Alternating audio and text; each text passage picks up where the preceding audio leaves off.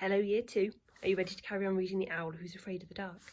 In the first chapter, we learned that dark is exciting because you can watch fireworks. And in chapter 2, we're going to learn that dark is kind. When the very last firework had faded away, Mr. Barn Owl turned to Plop. "Well, son," he said, "I'm off hunting now. Would you like to come?" Plop looked at the darkness all around them. It seemed even blacker after the bright fireworks. No, not this time, thank you, Daddy. I can't see. I've got stars in my eyes." "I see," said his father. "In that case, I shall have to go by myself." He floated off into the darkness like a great white moth. Plop turned in distress to his mother. "I wanted to go with him. I want to light the dark. It's just that I don't seem to be able to." "You will be able to, Plop. I'm quite sure about that." "I'm not sure," said Plop. "Well, I am," his mother said. "Now, come on. You better have your rest. You were awake half the day." So Plop had his midnight rest, and when he woke up, his father was back with his dinner. Plop swallowed it in one huge gulp. "That was nice," he said. "What was it?" "A mouse," said Mr. Barn Owl. "I like mouse," said Plop. "What's next?" "I've no idea," his father said. "It's Mummy's turn now. You'll have to wait until she gets back." Plop was always hungry, and his mother and father were kept very busy bringing him food all night long. When daylight came, they were very tired and just wanted to go to sleep. "Bedtime, Plop," said Mrs. Barn Owl.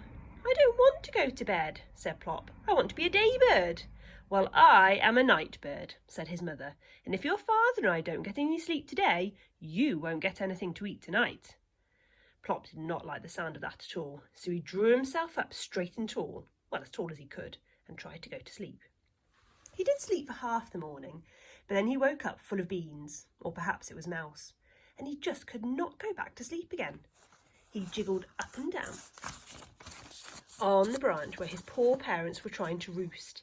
He practised standing on one leg and taking off and landing, and other important things that a little owl has to learn to do. Then he thought he would try out his voice. He tried to make a real grown-up barn owl noise. "Eek!" he screeched. "Eek!" It sounded like the noise a cat makes if you accidentally tread upon its tail. Plop was very pleased with it.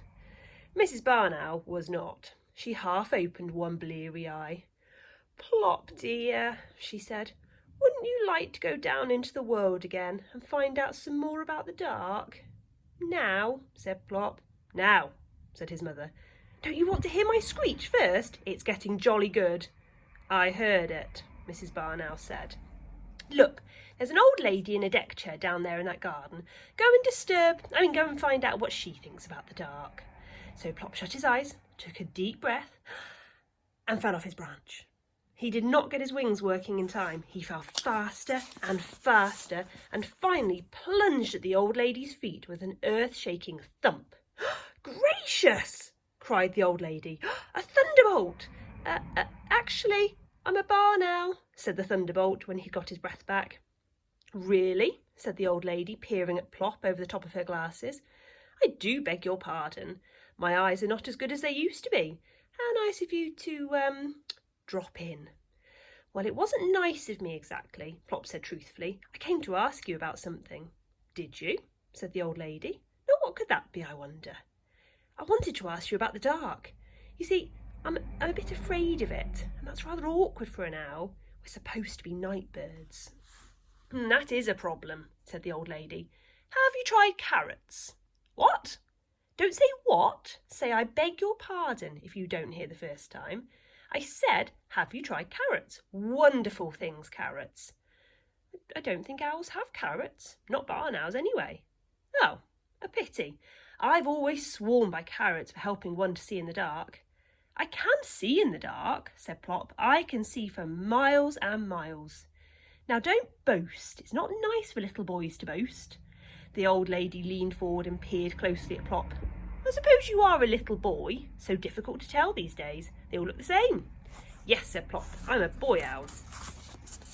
And I want to go hunting with Daddy, but he always goes hunting in the dark, and I'm afraid of it." "How very odd," said the old lady.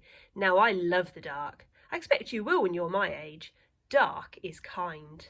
"Tell me," Plop said. "Please," said the old lady. "Such a little word, but it works wonders. Tell me, please, said Plop obediently.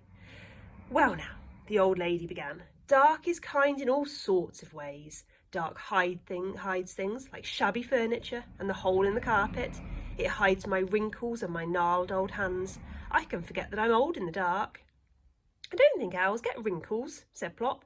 Not barn owls, anyway. They just get a bit moth-eaten looking. Don't interrupt, said the old lady. It's very rude to interrupt. Where was I? Oh, yes. Dark is kind when you're old. I can sit in the dark and remember. I remember my dear husband and my children when they were small and all the good times we had together. I'm never lonely in the dark. I haven't got much to remember yet, said Plop. I'm rather new, you see. Dark is quiet too, said the old lady, looking hard at Plop. Dark is restful, unlike a little owl I know. Me, said Plop. You, said the old lady. When I was a little girl, children were seen but not heard.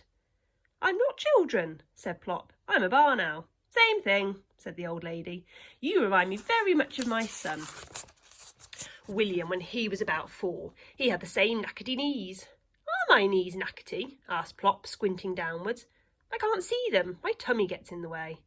Very, said the old lady, but I expect they'll straighten out in time. William's did. Now, I'm going indoors to have a little rest. Plop was surprised. I thought it was only owls who slept in the daytime, he said. Are you a night bird too? The old lady smiled. No, just an old bird, a very tired old bird. Goodbye then, I'll go now, said Plop. Thank you for telling me about the dark. He fluttered up to the old lady's shoulder and nibbled her ear very gently. The old lady was enchanted. An owl kiss, she said. How very kind. Plop jumped down again and bobbed his funny little bow. Ah, oh, such charming manners, said the old lady. Then Plop took a little run, spread his wings and flew up to the landing branch. Well, said his mother, the old lady says dark is kind. And what do you think, Plop? I still do not like it at all. Do you think my knees are knackety? Of course, said his mother. All little barn owls have knackety knees. Oh, good, said Plop. And what do you think the old lady said? She said children should be seen but not heard. Mr. Barn Owl opened one sleepy eye. Hear, hear, he said. I hope you've enjoyed that so far. Sorry I can't stop and chat with you about it, but we will have a little talk about it soon. Have a good day. Bye.